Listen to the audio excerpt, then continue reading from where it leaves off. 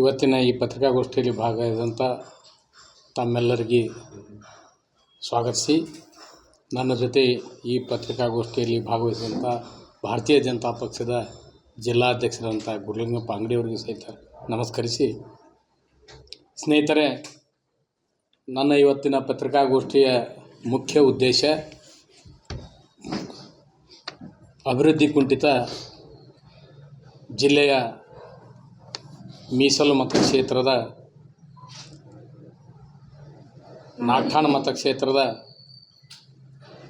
ಅಭಿವೃದ್ಧಿ ವಂಚಿತ ಬಗ್ಗೆ ಕೆಲವೊಂದಷ್ಟು ವಿಷಯ ಮತ್ತು ನಗರದ್ದು ಇರ್ಬೋದು ಕೆಲವೊಂದಷ್ಟು ವಿಷಯ ತಮ್ಮ ಜೊತೆ ನಾನು ಹಂಚ್ಕೊಳ್ಳೋಕ್ಕೆ ಇಷ್ಟಪಡ್ತಾ ಇದ್ದೀನಿ. ಸ್ನೇಹಿತರೆ, ತಮಗೆಲ್ಲ ಗೊತ್ತಿರ್ಬೋದು, ಕರ್ನಾಟಕ ಅಸೆಂಬ್ಲಿ ಡಿಲಿಮಿಟೇಷನ್ 2008ರಲ್ಲಿ ಆದ ಬಳಿಕ ಹಳೆಯ